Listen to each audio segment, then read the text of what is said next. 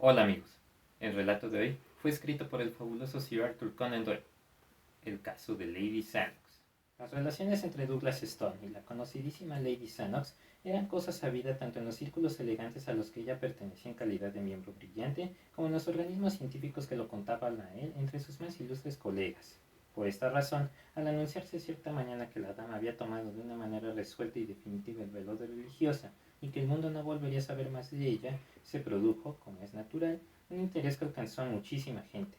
Pero cuando a este rumor siguió de inmediato la seguridad de que el célebre cirujano, el hombre de nervios de acero, había sido encontrado una mañana por su ayuda de cámara, sentado al borde de su cama, con una placentera sonrisa en el rostro y con dos piernas metidas en una sola pernera de su pantalón, y que aquel gran cerebro valía lo mismo que una gorra llena de sopa, el tema resultó suficientemente sensacional para que se estremeciesen ciertas gentes que creían tener su sistema nervioso a prueba de esta clase de sensación.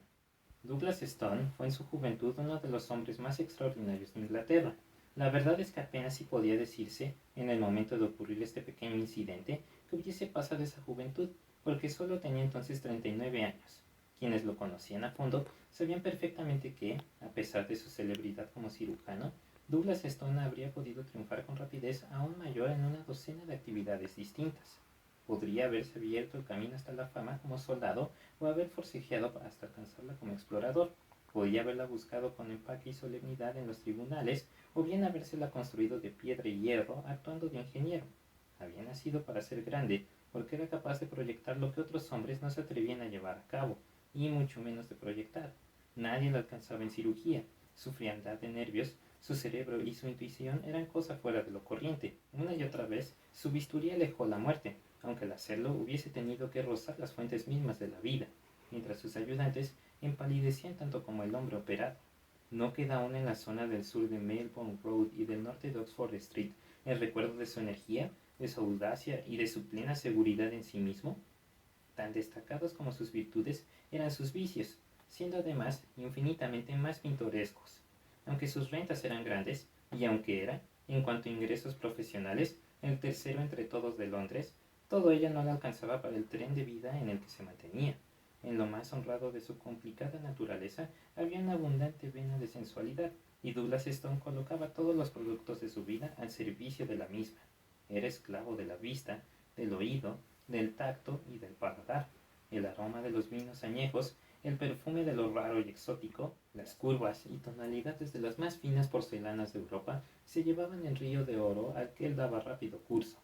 Y de pronto lo acometió aquella loca pasión por Lady Sannox. Una sola entrevista, con dos miradas desafiadoras y unas palabras cuchicheadas al oído, lo convirtieron en hoguera. Ella era la mujer más adorable de Londres y la única que existía para él. Él era uno de los hombres más bellos de Londres, pero no era el único que existía para ella. Lady Sannox era aficionada a variar y se mostraba amable con muchos de los hombres que la cortejaban. Quizá fuese esa la causa y quizá fuese el efecto. El hecho es que Lord Sannox, el marido, parecía tener 50 años, aunque en realidad solo había cumplido los 36. El hombre era tranquilo, callado, sin color, de labios delgados y párpados voluminosos, muy aficionado a la jardinería y dominado completamente por inclinaciones hogareñas. Antaño había mostrado aficiones a los escenarios, llegó incluso a alquilar un teatro en Londres, y en el escenario de ese teatro conoció a Miss Marion Dawson, a la que ofreció su mano, su título y la tercera parte de un condado. Aquella primera afición suya se le había hecho odiosa después de su matrimonio.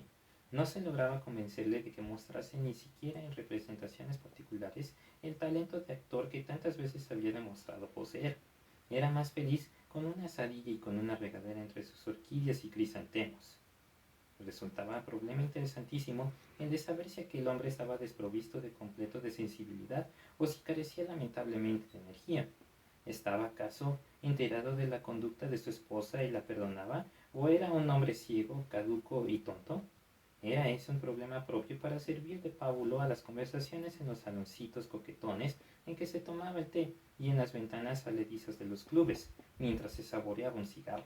Los comentarios que hacían los hombres de su conducta eran duros y claros. Solo un hombre habría podido hablar en favor suyo, pero ese hombre era el más callado de todos los que frecuentaban el salón de fumadores. Ese individuo le había visto domar un caballo en sus tiempos de universidad, y su manera de hacerlo le había dejado una impresión duradera.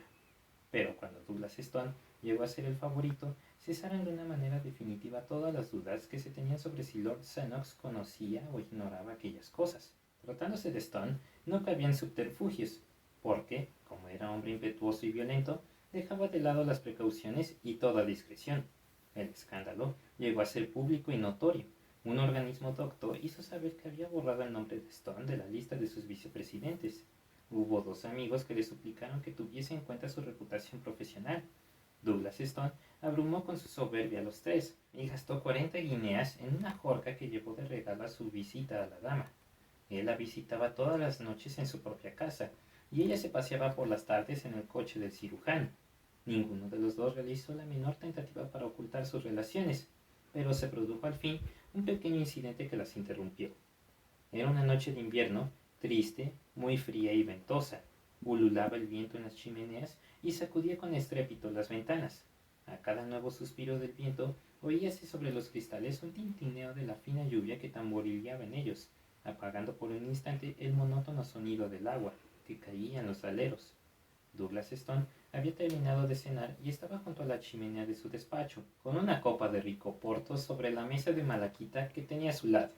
Al acercarlas a sus labios, la miró a contraluz de la lámpara, contemplando con pupila de entendido las minúsculas escamitas de flor de vino de un vivo color rubí que flotaban en el fondo. El fuego llameante proyectaba reflejos súbitos sobre su cara audaz y de fuerte perfil, de grandes ojos grises, labios gruesos pero tensos, y de su mandíbula fuerte y en escuadra, tenía algo de romano en su energía y animalidad. Al arrellanarse en su magnífico sillón, Douglas Stone se sonreía de cuando en cuando. A decir verdad, tenía derecho a sentirse complacido. Contrariando la opinión de 6 de sus colegas, había llevado a cabo ese mismo día una operación de la que solo podían citarse 2 casos hasta entonces, y el resultado obtenido superaba todas las esperanzas. No había en Londres nadie con la audacia suficiente para proyectar, ni con la habilidad necesaria para poner en obra aquel recurso heroico. Pero Douglas Stone había prometido a Lady Lennox que pasaría con ella la velada, y eran ya las 8:30. Había alargado la mano hacia el llamador de la campanilla para pedir el coche, cuando llegó a sus oídos el golpe sordo del aldabón de la puerta de la calle. Se oyó un instante después un ruido de pies en el vestíbulo y el golpe de una puerta que se cerraba. Señor, en la sala de consulta hay un enfermo que desea verlo, dijo el ayuda de cámara. ¿Se trata del mismo paciente? No, señor. Creo que desea algo de usted con él. Es demasiado tarde, exclamó Douglas Stone con irritación. No iré. Esta es la tarjeta del que espera, señor. El ayuda de cámara se la presentó en la bandeja de oro que la esposa de un primer ministro había regalado a su amo. Jamil Ali Simra. Supongo que se trata de un turco. Así es, señor. Parece que hubiera llegado del extranjero, señor, y se encuentra en un estado espantoso. Vaya, el caso es que tengo un compromiso y he de marchar a otra parte, pero lo recibiré. Hágalo pasar. Unos momentos después, el ayuda de cámara abría de par en par la puerta y dejaba paso a un hombre pequeño y decrépito, que caminaba con la espalda inclinada, adelantando el rostro y parpadeando como suelen hacerlo las personas muy cortas de vista. Tenía el rostro muy moreno y el pelo y la barba de un color negro muy oscuro. Sostenía en una mano un turbante de muselina blanca con listas encarnadas y en la otra una pequeña bolsa de gamuza. Buenas noches, dijo Douglas Stone, una vez que el criado cerró la puerta. Habla usted inglés, ¿verdad? Sí, señor. Yo procedo del Asia Menor, pero hablo algo de inglés lentamente. Tengo entendido que usted quiere que yo lo acompañe fuera de casa. En efecto, señor. Tengo gran deseo de que usted examine a mi esposa. Puedo hacerlo mañana por la mañana, porque esta noche tengo una cita que me impide visitar a su esposa. La respuesta del turco fue por demás original. Aflojó la cuerda que cerraba la boca del bolso de gamuza y vertió un río de oro sobre la mesa, diciendo lo siguiente. Ahí tiene 100 libras, y le aseguro que la visita no le llevará más de una hora. Tengo a la puerta un carruaje. Douglas Stone consultó su reloj. Una hora de retraso le daría tiempo aún para visitar a Lady Lennox. En otras ocasiones le había visitado a una hora más tardía. Aquellos honorarios eran muy elevados. En los últimos tiempos lo apremian los acreedores y no podía desperdiciar una ocasión así. Él iría. ¿De qué enfermedad se trata?, preguntó. Oh, es un caso muy triste y único. ¿Oyó usted hablar alguna vez de los puñales de los almohades? Nunca. Pues bien, Se trata de unos puñales o dagas del oriente que tienen gran antigüedad y que son de una forma característica, con la empuñadura parecida a lo que ustedes llaman un estribo. Yo negocio en antigüedades y por esa razón he venido a Inglaterra desde Esmirna, pero regreso la semana que viene. Traje un gran acopio de artículos y aún me quedan algunos. Para desconsuelo mío, entre esos artículos que me quedaban está uno de esos puñales del que le hablo. Permítame, señor, que le recuerde que tengo una cita, dijo el cirujano con algo de irritación. Limítese, por favor, a los detalles indispensables. Ya verá usted de que este lo es. Mi esposa tuvo hoy un desmayo hallándose en la habitación en que guardó mi mercancía y se cayó al suelo, cortándose el labio inferior con ese maldito puñal de los almohades. Comprendo, dijo Douglas Stone poniéndose de pie. Lo que usted quiere es que le cure la herida. No, no, porque es algo peor que eso. ¿De qué se trata, pues? De que esos puñales están envenenados. ¿Envenenados? Sí, y no existe nadie en Oriente ni en Occidente que sepa hoy de esa clase de veneno y de cómo se trata, ni de tampoco de cómo se cura. Conozco esos detalles porque mi padre se dedicó a este negocio antes que yo, y porque estas armas envenenadas nos han dado mucho trabajo. ¿Cuáles son los síntomas? Sueño profundo y la muerte antes de las 30 horas. ¿Y usted asegura que no existe cura posible? ¿Por qué razón entonces me paga una suma tan crecida de honorarios? No existe ninguna medicina que pueda curar el envenenamiento, pero sí puede curarle el bisturí. ¿De qué manera? El veneno es de absorción lenta, permanece horas enteras en la misma herida. Según eso podría limpiarse a fuerza de lavados. No, porque ocurre lo mismo que con las mordeduras de reptiles venenosos. El veneno es demasiado sutil y demasiado mortífero. Habrá que extirpar el órgano herido. Eso es. Si la herida es un dedo, se arranca el dedo. Eso es lo que decía siempre mi padre. Pero piense usted en dónde está la herida de este caso y en qué se trata de mi esposa. Es horrible. Pero en asuntos tan dolorosos, el hallarse familiarizado con ellos puede embotar la simpatía de un hombre.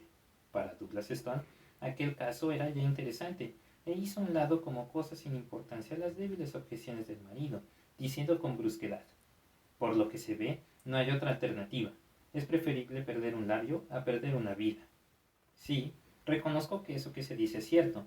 Bien, bien, es el destino, y no hay más remedio que aceptarlo. Tengo abajo el coche, vendrá usted conmigo y realizará la operación. Douglas Stone sacó de un cajón su estuche de bisturíes y se lo metió al bolsillo, junto con un rollo de vendajes y un paquete de hilas. No podía perder más tiempo si había de visitar a Lady Sannox. Dijo pues entonces, poniéndose el habano: estoy dispuesto, si no quiere usted, tomar un vaso de vino antes de salir a la fría temperatura de la noche. El visitante retrocedió, alzando la mano en señal de protesta. Se olvida usted de que soy musulmán y fiel cumplidor de los preceptos del profeta. Sin embargo, quisiera que me dijese qué contiene la botella de cristal verde que se ha metido en el bolsillo. Es cloroformo. También su empleo nos está prohibido. Se trata de un líquido espirituoso y no podemos emplear semejantes productos. ¿Cómo? ¿Consentirá que su esposa tenga que pasar por esta operación sin un anestésico?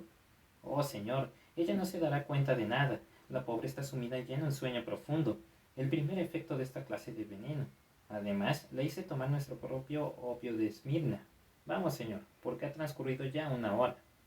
Cuando salieron a la oscuridad de la calle, una ráfaga de lluvia asustó sus caras, y la lámpara del vestíbulo, que se bamboleaba colgada del brazo de un caritale de mármol, se apagó de golpe.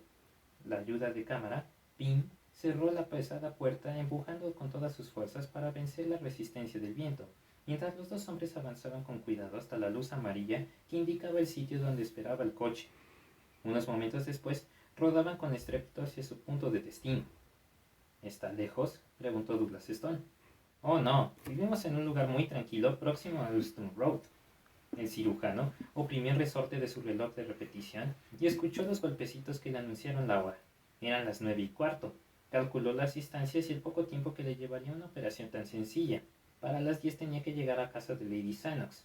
A través de las ventanas empañadas, veía la danza de los borrosos faroles de gas que iban quedando atrás, y las ruedas del coche producían un blando siseo al pasar por un terreno de charcos y de barro.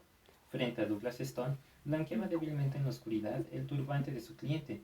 El cirujano palpó dentro de sus bolsillos y dispuso sus agujas, ligaduras y pinzas para no perder tiempo cuando llegase. Rabiaba de impaciencia y tamborileaba en el suelo con el pie. El coche fue por fin perdiendo velocidad y se detuvo. Douglas Stone se apió en el acto, y el comerciante de Esmirna lo hizo pisándole los talones y dijo al cochero: «Espere usted». Era una casa de aspecto ruin en una calle sórdida y estrecha. El cirujano, que conocía bien su Londres, echó una rápida ojeada por la oscuridad, pero no observó nada característico, ni una tienda, ni un movimiento alguno, nada. En fin, fuera de la doble fila de casas sin relieve de sus fachadas, de una doble faja de losas húmedas que brillaban en la luz de la lámpara y de un doble estrepitoso correr del agua por los arroyos para precipitarse entre remolinos de agua y gorgoteos por las rejillas de los sumideros. Se encontraron delante de una puerta descascarada y descolorida, en la que la débil luz que salía por el abanico de la parte superior servía para poner de relieve el polvo y la suciedad en que estaba cubierta. En el piso superior brillaba una débil luz amarilla en una de las ventanas del dormitorio. El comerciante turco llamó con fuertes golpes. Cuando se volvió de cara a la luz, Douglas Stone pudo ver que su cara se hallaba contraída de ansiedad. Corrieron un cerrojo y apareció en el umbral una mujer anciana con una velita, resguardando la débil llama con su mano asarmentada. «¿Sigue todo bien?», jadeó el mercader. «La señora es tal como usted la dejó». «¿Y no habló?». «No, duerme profundamente». El comerciante cerró la puerta, y Douglas Stone avanzó por el estrecho pasillo, mirando con sorpresa en torno suyo. No había ni linóleo, ni esterilla, ni percha de sombreros. No vio otra cosa que gruesas capas de polvo y tupidas orlas de telarañas por todas partes. Sus firmes pisadas resonaban con fuerza por toda la casa en silencio, mientras subía detrás de la anciana por una tortuosa escalera. No había alfombra. El dormitorio estaba en el segundo descansillo. Douglas Stone entró en él detrás de la anciana y seguido inmediatamente por el mercader. Ahí por lo menos había muebles, incluso con exceso. Se veía en el suelo un revoltijo y en los rincones verdaderas pilas de vitrinas turcas, mesas incrustadas, cotas de malla, pipas de formas extrañas y armas grotescas. Por toda luz había en la pared una lámpara pequeña sostenida por una horquilla. Douglas Stone la descolgó, se abrió paso entre los trastos viejos y se acercó a una cama que había en un rincón y en la que estaba acostada una mujer vestida al estilo turco, con el yashmak y el velo. Solo por la parte inferior de la cara estaba al descubierto, y el cirujano pudo ver un corte dentado que zigzagueaba por todo el borde del labio inferior. «Ya perdonará usted que esté tapada con el yashmak, sabiendo lo que los orientales pensamos acerca de las mujeres», dijo el turco. Pero el cirujano pensaba en otra cosa distinta que el yashmak. Aquella no era una mujer para él, sino simplemente un caso. Se inclinó y examinó con cuidado la herida, y dijo lo siguiente: «No existen señales de inflamación. Podríamos retrasar la operación hasta que se desarrollen los síntomas locales». «Oh, señor, señor», dijo el mercader, «no ande con nimiedades. Usted no sabe lo que es esto.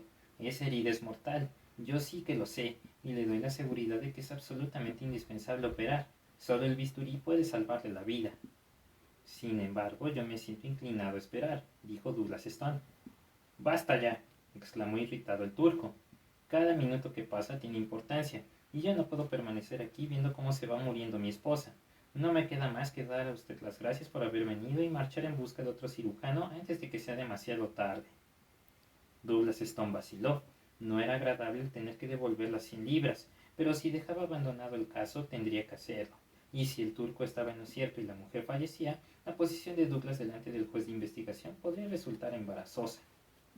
«¿De modo que usted sabe por experiencia personal cuáles son los efectos de este veneno?», le preguntó. «Lo sé. ¿Y me asegura que la operación es indispensable?». «Lo juro por todo cuanto es sagrado para mí. La cara quedará desfigurada espantosamente. Comprendo que la boca no quedará como para besarla con agrado». Douglas Stone se volvió indignado hacia aquel hombre. Su manera de hablar era brutal, pero los turcos hablan y piensan a su propia manera, y no era aquel un momento para dimes y diretes. Douglas Stone sacó un bisturí del estuche, lo abrió y tanteó con el dedo índice su filo agudo. Acto seguido, acercó más la lámpara a la cama. Por la rendija del yashmak lo miraban con fijeza dos ojos negros. Eran todo iris, distinguiéndose apenas las pupilas. «Le ha dado usted una dosis de opio muy fuerte». «Sí, ha sido bastante buena». El cirujano volvió a contemplar los ojos negros que lo miraban fijamente. Estaban apagados y sin brillo, pero pudo advertir que aparecía en ellos una lucecita de vida, y que le temblaban los labios. «Esta mujer no está en estado absoluto de inconsciencia», dijo el cirujano. ¿Y no será preferible emplear el bisturí mientras esté insensible? Ese mismo pensamiento había cruzado por el cerebro del cirujano. Sujetó con sus forceps el labio herido y dando 2 rápidos cortes, se llevó una ancha tira de carne en forma de V. La mujer saltó en la cama con un alarido espantoso. Douglas Stone conocía aquella cara. Era una cara que le era familiar, a pesar del labio superior saliente y de la sangre que le emanaba. La mujer siguió gritando y se llevó la mano a la herida sangrante. Douglas Stone se sentó al pie de la cama con su bisturí y su forceps. La habitación giraba a su alrededor y había sentido que detrás de sus orejas se le desgarraba algo como una cicatriz. Quien hubiese estado mirando habría dicho que de las 2 caras, la suya era la más espantosa, como si estuviera soñando una pesadilla o como si hubiese estado mirando un detalle de una representación. Tuvo conciencia de que la cabellera y la barba del turco estaban encima de la mesa y de que Lord Sannox se apoyaba en la pared apretándose el costado con una mano y riendo silenciosamente. Los alaridos habían dejado de oírse y la cabeza horrenda había vuelto a caer encima de la almohada, pero Douglas Stone seguía sentado inmóvil mientras Lord Sannox reía silenciosamente. La verdad es, dijo por fin, que esta operación era verdaderamente indispensable para Mary, no física, pero sí moralmente. Entiéndame bien, moralmente. Douglas Stone se inclinó hacia adelante y empezó a juguetear con el fleco de la colcha de la cama. Su bisturí tintineó en el suelo al caer, pero el cirujano seguía sosteniendo su forceps y algo más. Lord Sannox dijo con ironía. Tenía desde hace mucho tiempo el propósito de dar un pequeño ejemplo. Su carta del miércoles se extravió y la tengo aquí en mi cartera. Me costó bastante trabajo la puesta en práctica de mi idea. La herida, dicho sea de paso, no tenía más peligrosidad que la que puede darle mi anillo de sello. Miró vivamente a su silencioso acompañante y levantó el gatillo de un revólver pequeño que guardaba en el bolsillo de la chaqueta. Pero Douglas Stone seguía jugueteando con la colcha. Entonces le dijo, ya ve usted que, después de todo, ha acudido a la cita. Al oír aquello, Douglas Stone rompió a reír.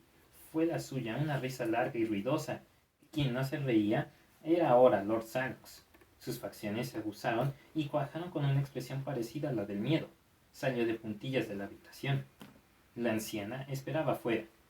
Atienda a su señora cuando se despierte, le dijo Lord Sannox. Luego bajó las escaleras y salió a la calle. El coche esperaba a la puerta, y el cochero se llevó la mano al sombrero. Lord Sannox le dijo, Juan, ante todo llevarás al doctor a su casa. Creo que hará falta asistirlo al bajar de las escaleras. Dile a su ayuda de cámara que se ha puesto enfermo durante una operación. Muy bien, señor. Después llevarás a Lady Sannox a casa. ¿Y usted, señor? Verás, durante los próximos meses me hospedaré en el Hotel di Roma en Venecia. Cuida de que me sea enviada la correspondencia. Y dile a Stevens que el lunes próximo exhiba todos los crisantemos de color púrpura y que me telegrafíe el resultado. Fin.